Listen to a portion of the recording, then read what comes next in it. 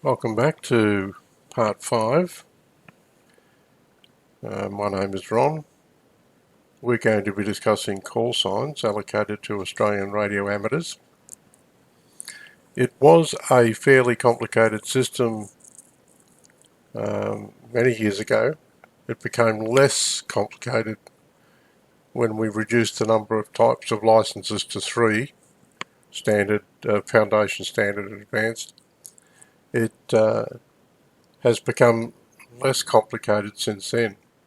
In recent times, the F call has been done away with.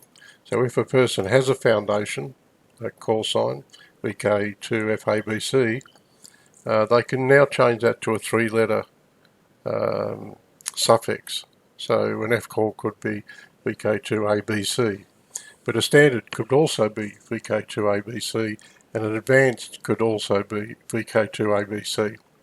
So foundation, standard and advanced can have a 3-letter call sign.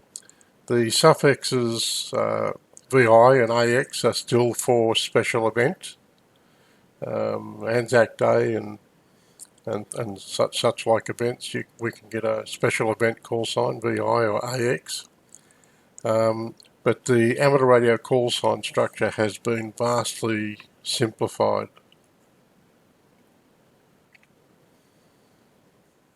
Amateur radio operating procedures, and I was going through the document on the ACMA website for amateur radio operating procedures, but I found out they've left so much stuff out of it that I've actually been seeking material from elsewhere. So you're not going to see all of the material I'm presenting here in that document. I think they've left out some critical bits, or maybe the changes are just too recent for them to include them. Here's our amateur radio call signs. A 2-letter suffix, a 2-letter suffix can only be granted to an advanced station, so VK4AA, 2U, SS is an advanced station, so only advanced stations can have a 2-letter call sign. Foundation, standard or advanced, can have a 3-letter call. So my wife, for example, is VK4XYZ, and you're not going to know from her call sign if she is a foundation, standard or advanced. She is an advanced, but you're not going to know that. Most people think this is a good change because it simplifies the call sign structure. AX and VI are still reserved for special event call signs. The range VK RAA to RZZ is for repeaters and beacons. However, there is a block in there that's reserved by scouts and guides, and I'm not sure, no one knows at the moment exactly what that block will be. I'm sorry, not R, G.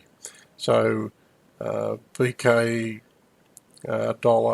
$G AA to GZZ will have a block reserved in there for scouts and guides, but at this stage we don't know what the size of that block is going to be.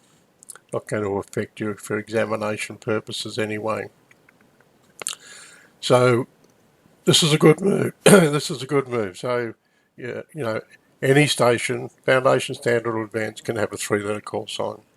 The state designator is here. Now, when you first take out your call sign in Western Australia, you've got to be a VK6.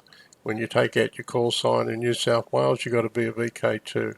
This may change, but if you move states, you do not have to change your state designator. The 1-letter call is going to be reserved for contest stations.